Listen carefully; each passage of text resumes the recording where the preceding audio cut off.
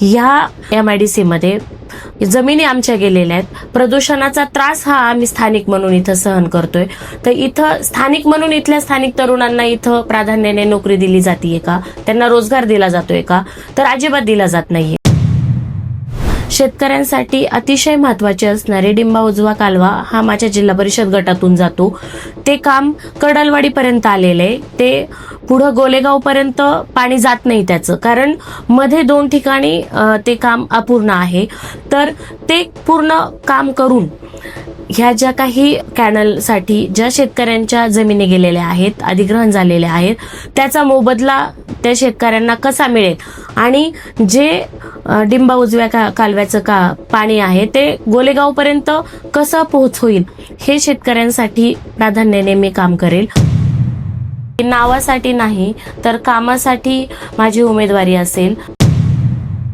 नमस्कार मित्रांनो, तुम्ही पाहताय संपूर्ण महाराष्ट्रामध्ये सध्या जिल्हा परिषद पंचायत समितींच्या निवडणुकींचं बिगुल वाजणार आहे आणि त्या संदर्भामध्ये जे इच्छुक उमेदवार आहेत त्यांच्या आपण मुलाखती आयोजित केलेल्या आहेत. आपल्या शिरूर ग्रामीण नावरे गटात जे काही इच्छुक उमेदवार आहेत त्यांच्यामध्ये श्रीमती तृप्तीताई अजय सरोदे या देखील आहेत आणि त्यांच्याशी आज आपण खास बातचीत करणार आहोत. तर ताई, सर्वप्रथम आमच्या चॅनलवर आपलं स्वागत आहे. नमस्कार. तर काय सांगाल ताई, आता तुम्ही ह्या निवडणुकीला सामोरे जात आहे, पण तत्पूर्वी आम्हाला सर्वांनाच तुमची राजकीय आणि सामाजिक पार्श्वभूमी कशी राहिलेली आहे ते जाणून घ्यायला आवडेल. माझं शिक्षण डिप्लोमा इन फार्मसी आणि BSc इन केमिस्ट्रीमध्ये झालेलं असून माझा जन्म सोलापूर जिल्ह्यातील करमाळ तालुक्यातील राजुरी या छोट्याशा गावामध्ये झाला. माझे वडील श्री विठ्ठल साखरे हे सर्वसामान्य शेतकरी आहेत. माझी आई ही गृहिणी आहे. लग्न झाल्यानंतर सरोदे परिवारामध्ये आल्यानंतर माझे सासरे श्री मारुती सरोदे हे निवृत्त पोलीस अधिकारी आहेत आणि माझ्या सासूबाई ह्या गृहिणी आहेत. माझे दुसरे सासरे स्वर्गीय बापूसाहेब सरोदे हे प्राध्यापक होते आणि माझ्या सासूबाई ह्या निवृत्त मुख्याध्यापिका आहेत.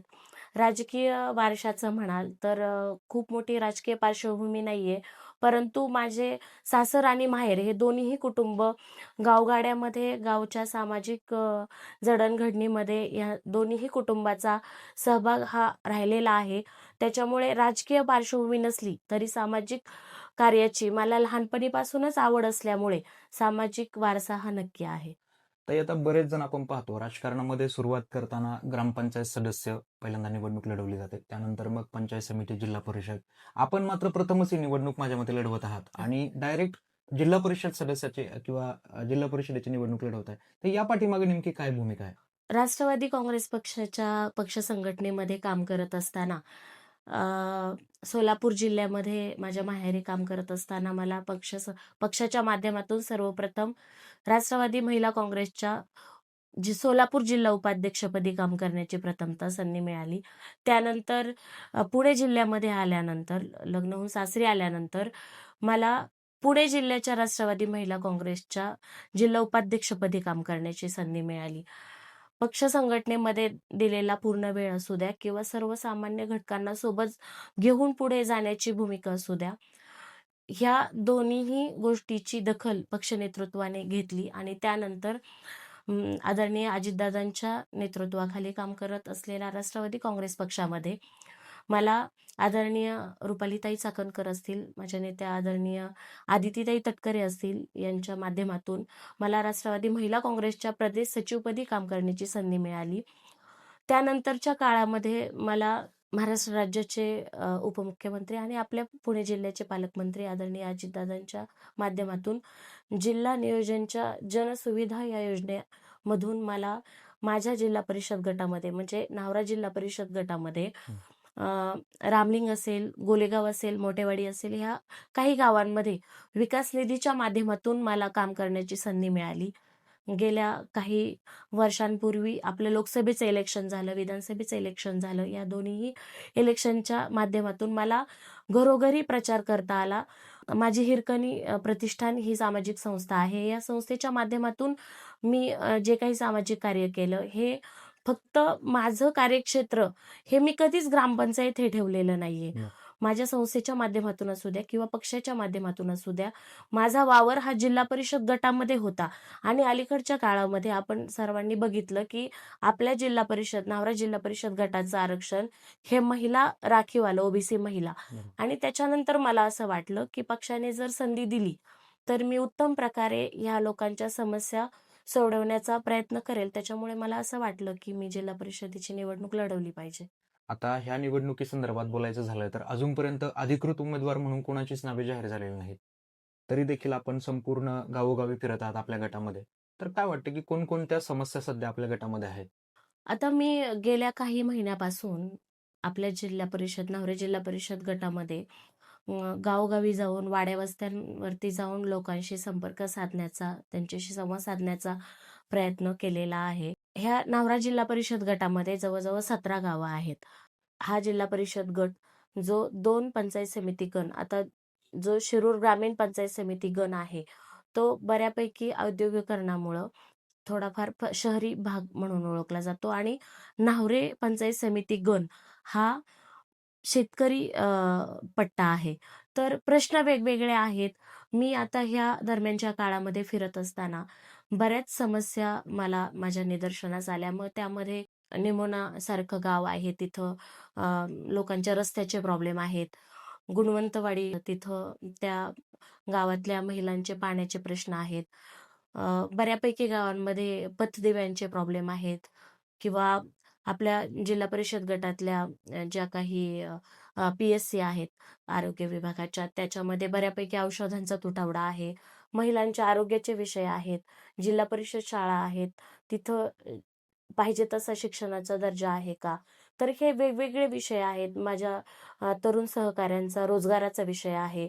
असे वेगवेगळे विषय आहेत. हे माझ्या जिल्हा परिषद गटामध्ये फिरत असताना माझ्या निदर्शनात आलेले आहेत. आता ह्या निवडणुकीमध्ये जर पाहिलं तर अनेक दिग्गजांच्या घरातील नावं देखील चर्चेमध्ये आहेत. तुलनेने तुम्हाला संघर्ष जो आहे तो जास्त करावा लागेल असं वाटतंय. तर ह्या बाबतीत काय वाटतं किंवा ह्या निवडणुकीकडे तुम्ही कसं पाहता? संघर्षाचं म्हणाल तर संघर्ष हा आमच्या सर्वसामान्य घरातील लोकांना दैनंदिन जीवनाचा एक भाग झालेला असतो आणि आम्ही त्याच्याकडे एक चॅलेंज म्हणून बघतो. आणि तुम्ही निवडणुकीचं म्हणाल तर लोकांच्या किंवा मायबाप जनतेच्या सुखदुःखामध्ये सहभागी होणारा, त्यांचे प्रश्न जाणून घेणारा कोण आहे हा व्यक्ती जनता बघत असते. आणि मी आतापर्यंत पूर्ण वेळ देऊन लोकांचे प्रश्न सोडवत आलेली आहे. लोकांच्या सुखदुःखामध्ये सहभागी होत आलेली आहे. त्याच्यामुळे लोक ठरवणार आहेत की कोणाला संधी द्यायची आहे आणि मला माहिती आहे की लोक माझ्यावरती नक्की विश्वास टाकतील. आता या निवडणुकीमध्ये प्रामुख्याने कोणता जाहीरनामा घेऊन आपण जनतेसमोर जाणार आहात काय सांगाल? प्रश्न वेगवेगळे आहेत, समस्या वेगवेगळ्या आहेत. माझ्या शिरूर ग्रामीण पंचायत समिती गणाचं विचाराल तर ह्या परिसरामध्ये औद्योगिकरण प्रामुख्याने झपाट्याने वाढतं आहे. MIDC टप्पा क्रमांक 3 हे माझं सरदवाडी गाव असेल, कर्डलवाडी असेल, करडे असेल, या तिन्ही गावामध्ये बऱ्यापैकी बाहेरून कंपन्या येत आहेत. इथं ह्या MIDC मध्ये माझ्या इथल्या स्थानिक शेतकऱ्यांच्या जमिनी गेलेल्या आहेत. ह्या MIDC मध्ये तिकडचं प्रदूषणयुक्त पाणी जे आहे ते माझ्या या गावांमध्ये येतंय. सरदवाडी किंवा आसपासचा परिसर असेल. तर ह्या MIDC मध्ये जमिनी आमच्या गेलेल्या आहेत. प्रदूषणाचा त्रास हा आम्ही स्थानिक म्हणून इथं सहन करतोय. तर इथं स्थानिक म्हणून इथल्या स्थानिक तरुणांना इथं प्राधान्याने नोकरी दिली जातीये का? त्यांना रोजगार दिला जातोय का? तर अजिबात दिला जात नाहीये. तर ह्या विषयावरती मला प्राधान्याने काम करायचंय. इथं तुम्ही बघाल तर सरदवाडी किंवा परिसर असेल, इथं या MIDCच्या प्रदूषणामुळे कॅन्सरचं प्रमाण वाढलेलं आहे. इथला जो सांडपाण्यामुळे इथले जे प्रामुख्याने पाण्याचे स्रोत आहेत ते खराब होत आहेत. तर सगळ्यात जो त्रास आहे तो आम्ही सहन करतोय ना, परंतु रोजगार इथल्या तरुणांना दिला जातोय का? तर हा माझ्या इथून पुढच्या कामाचा प्राधान्यक्रम असेल. त्याच्या पुढे जाऊन म्हणाल तर शेतकऱ्यांसाठी अतिशय महत्त्वाचे असणारे डिंबा उजवा कालवा हा माझ्या जिल्हा परिषद गटातून जातो. ते काम कडलवाडीपर्यंत आलेलं आहे. ते पुढं गोलेगावपर्यंत पाणी जात नाही त्याचं, कारण मध्ये 2 ठिकाणी ते काम अपूर्ण आहे. तर ते पूर्ण काम करून ह्या ज्या काही कॅनलसाठी ज्या शेतकऱ्यांच्या जमिनी गेलेल्या आहेत, अधिग्रहण झालेले आहेत, त्याचा मोबदला त्या शेतकऱ्यांना कसा मिळेल आणि जे डिंबा उजव्या कालव्याचं पाणी आहे ते गोलेगावपर्यंत कसं पोहोच होईल हे शेतकऱ्यांसाठी प्राधान्याने मी काम करेल. त्याच्यानंतर शेतकऱ्यांसाठी तुम्ही म्हणाल तर विजेचं आपण समस्या असेल किंवा वाढत्या बिबट्यांची संख्या आपण बघतोय की त्याच्यावरती उपाययोजना कशा पद्धतीने केल्या जातील. त्याच्यानंतर महिलांच्या आरोग्याचे विषय आहेत, महिला सक्षमीकरणाचा विषय आहे, महिलाच्या सेफ्टीचा विषय आहे.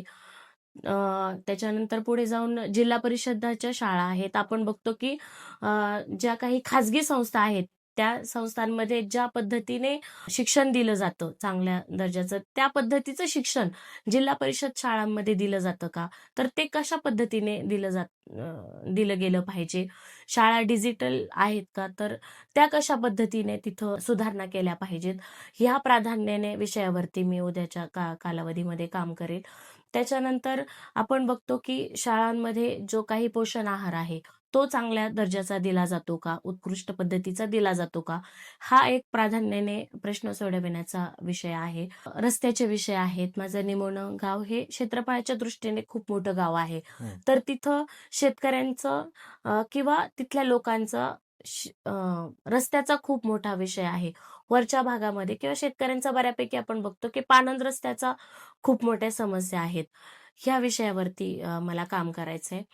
तर बऱ्यापैकी असे विषय आहेत, तर ते सर्वसामान्य घटकांपर्यंत जाऊन त्यांच्या समस्या सोडवण्याचा इथून पुढच्या कालावधीमध्ये माझा प्रयत्न असेल. शेवटी मतदार जो आहे तो राजा असतो. तो ठरवतो की कुणाला निवडून द्यायचं किंवा कुणाला नाही. तर त्या मतदाराला आपण काय आवाहन कराल? माझी शिरूर ग्रामीण न्हावरे जिल्हा परिषद गटातील तमाम मायबाप जनतेला एकच आव्हान असेल, की ह्या निवडणुकीच्या निमित्ताने तुमच्यापर्यंत अनेक जण येतील, परंतु तुमच्या सुखदुःखामध्ये सहभागी होणाऱ्या, तुमच्या अडीअडचणी सोडविणाऱ्या उमेदवाराच्या पाठीमागे तुम्ही उभे राहा. इथून पुढच्या कालामध्ये तुम्ही मला संधी दिली, तर इकडे आपल्या जिल्हा परिषद गटातील अण्णापूरपासून चिंचणीपर्यंत, तळडोबाच्या वाडीपासून इकडे न्हावऱ्यातील शेंडगे वस्तीपर्यंत संपूर्ण जिल्हा परिषद गटाचा कायापालट नक्की करेल. शेवटी तुम्हाला एकच सांगेल, की नावासाठी नाही, तर कामासाठी माझी उमेदवारी असेल. तर यासाठी तुमच्या आशीर्वादाची, सदिच्छांची मला गरज आहे. धन्यवाद. तर मित्रांनो, आज आपण तृप्तीताई अजय सरोदे यांच्यासोबत जी काही मुलाखत घेतली, याविषयी तुम्हाला काय वाटतंय ते मला कमेंटमध्ये नक्की कळवा आणि असेच नवनवीन व्हिडिओ पाहण्यासाठी आपल्या चॅनलला सबस्क्राईब जरूर करून घ्या. तर भेटूयात एका नवीन विषयासह, नवीन व्हिडिओसह. तोपर्यंत धन्यवाद.